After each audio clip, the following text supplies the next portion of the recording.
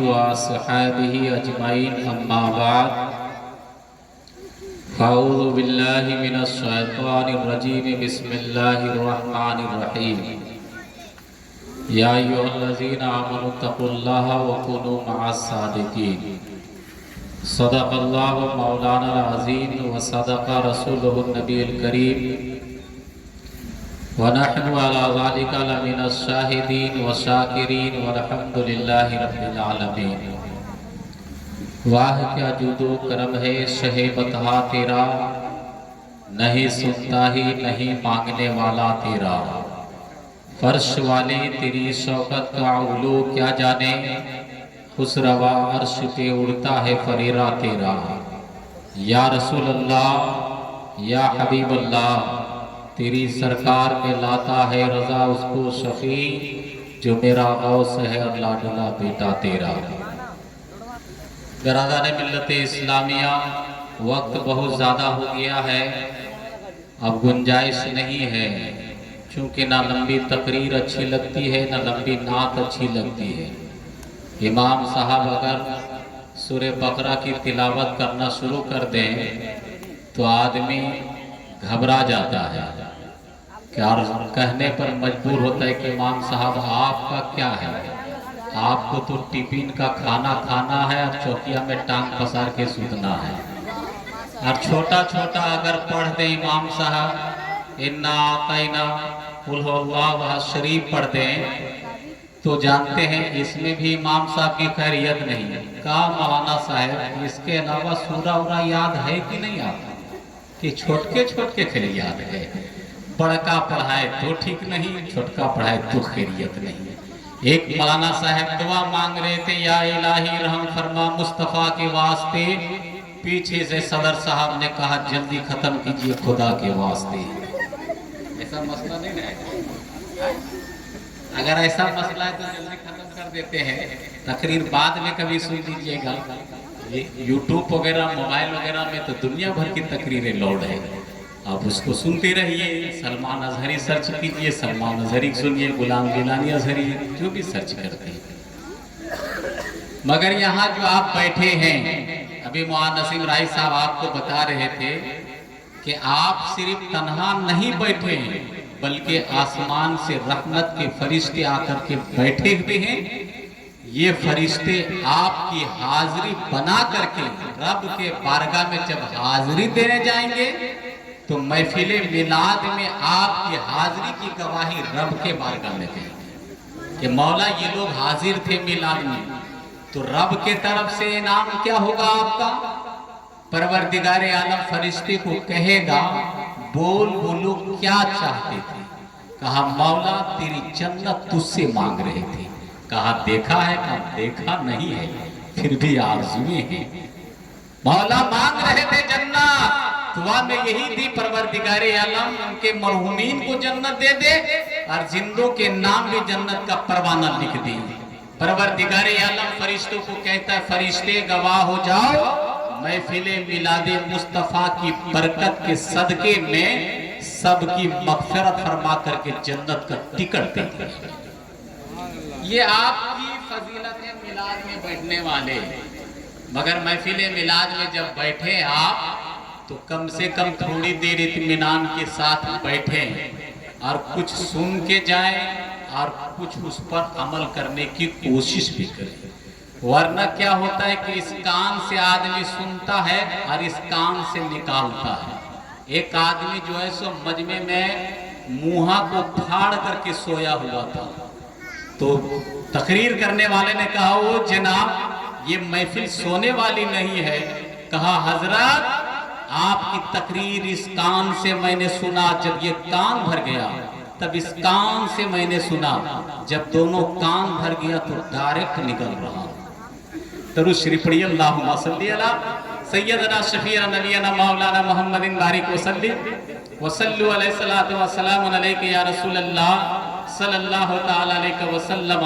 یہاں کے بچے بہت سچے ہیں، آج کے بچے کل کے جوان، یہ بڑے نیک ہیں، جنت کے پھول ہیں یہ، اور یہ جب یہاں پر بیٹھے ہوئے آپ کے چاروں بیچ گھرے ہوئے ہیں تو بڑے سکون میں ہیں، مگر جیسے ہی ان کا قدم مسجد میں جاتا ہے اور جمعے کے دن جب اس کی حاضری ہوتی ہے تو وہ دھکا دھک اور پھیٹا پھیٹی ہوتی ہے جو پیچھے والے کو پتہ نہیں چلتا ہے۔ کیا خیریت ہے؟ ہاں ادھر امام صاحب اللہ اکبر لے دھم لے دھم، امام صاحب رکوع میں ہے، پیچھے والے کو خبر ہی نہیں ہے۔ مسجد کا خیال کرو بابو، آج کے بچے کل کے جوان ہو، آپ جنت کے پھول ہو، آپ جنتی ہو، آپ مسلمان کے بچے ہو، تربیت صحیح بچہ ٹھیک رہے گا، ماحول اچھا ملے گا، بچہ اچھا پروان چڑھے گا اچھے ماحول میں تو بڑوں کی بھی ادب کرے گا اور چھوٹے پر شفقت بھی کرے گا، عالموں کی خدمت کرے گا، ماں باپ کی بھی خدمت کرے گا۔ اور بچہ اگر گندے ماحول میں پرورش پاتا ہے، نہ عالم کی خدمت کرے گا، نہ بڑوں کی عزت بجا لائے گا، ماں کو گھر سے دھکے مار کر کے باہر نکالے گا اور ہاؤس میں بھرتی کروائے گا، اور بھرتی کرا کے یتیم خانے میں وہاں جہاں لاوارثوں کو رکھا جاتا ہے، جہاں جن کے کوئی گارجین نہیں، کوئی ذمہ وار نہیں ہے، اس میں آپ کو چھوڑ دیا جائے گا۔ یہ آپ سمجھیے کہ غنیمت جانیے کہ آپ کے علاقے میں یتیم خانہ نہیں بنایا گیا ہے، ورنہ بہت دیش میں جو ہے سو یتیم خانہ بنایا گیا، اناتھ آشرم جس کو کہتے ہیں، اپنے ماں باپ کو بوڑھا ہونے کے بعد اس میں ڈال دیا جاتا ہے۔ بولا آپ یہاں نگرانی کیجئے گا، ماں کو ایک نوجوان نے ڈال دیا، ماں جب مرنے کے قریب آ گئی تو بچے کو خبر کر دیا، گارجین کو خبر کیا کہ تیری ماں اب آخری مرحلے سے گزر رہی ہے، کہ تم کیا چاہتے ہو کہ اسی یتیم خانے میں تیری ماں مرے یا تم اپنے گھر میں لے جانا چاہتے ہو؟ کہا نہیں نہیں، یہ بدنامی سہ نہ پاؤں گا، پہلے تو کافی بدنامی سہا ہے، برداشت نہ ہوگا، اس لیے میں اپنے گھر ماں کو لے آتا ہوں۔ گیا جا کر کے ماں کو اٹھا کر کے لایا اور گاڑی میں بٹھایا ماں کو، اور گاڑی سے لے کر کے چل رہا تھا۔ آتے آتے ماں نے ایک جملہ کہا بیٹا میں دنیا چھوڑ کے جا رہی ہوں، مگر جاتے جاتے اس یتیم خانے کے روم کا پنکھا خراب ہو گیا ہے، اسے تم ٹھیک کروا دینا میری محبت کے لیے، تم اسے ٹھیک کروا دینا۔ کہا ماں تو دنیا سے جا رہی ہے، پنکھا بنا بھی دیا تو تجھے کیا فائدہ ہوگا؟ کہا بیٹا یہ میں اپنے لیے نہیں، یہ تو تیرے لیے بول رہا ہوں، اس لیے کہ جب گھر میں تو رہے گا تو قبر کی دنیا میں بھی سکون نہیں ملے۔ یہ میں اپنے لیے نہیں بول رہا ہوں، اس لیے کان کھول کر کے نوجوانوں سن لو، جو آج ماں اور باپ کو دھکے مار کے نکالتے ہیں، قسم خدا کی میرے نبی کا فرمان ہے، جو بیٹا جیسا کرے گا اس کے ساتھ ویسا ہی۔ یہ میں نہیں کہہ رہا ہوں، یہ میرے نبی کا فرمان ہے، پوچھ لیجیے آپ کے امام صاحب بیٹھے ہوئے۔ ہاں ایسا ہی ہو رہا ہے، میں نے دیکھا ہے کہ جو بھیترا میں گھسا کے پپا پیٹتا تھا نا، کھوریا میں پٹک کے پیٹتا۔ صحیح بات ہے، غلط نہیں بول رہا ہوں، اس لیے ماں کے قدم کو چوم لو اور باپ کی پیشانی کو چوم لو، یہ گھر کی زینت ہے، گھر میں رکھو۔ قسم خدا کی بمبئی جاؤ گے کمانے کے لیے، مولانا منظور صاحب سے دعا بعد میں لینا، پہلے ہی دونوں سے دعا لے لو، قسم سے جاؤ گے آرام سے لوٹ جاؤ گے، اس لیے کہ ماں کی دعا ہے، ماں کی دعا جس کے ساتھ ہوگے کبھی مصیبت نہیں۔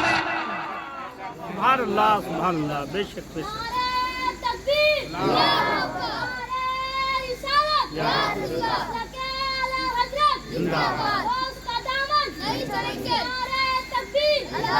اس لیے نوجوانوں آج سے ہوش مند ہو جاؤ اور ہوش کے ناخن لو، ورنہ کل پچھتاوا کے سوا کچھ نہیں ہوگا کہ ہم نے بیٹے کو صحیح تعلیم نہیں دیا، صحیح ماحول نہیں دیا۔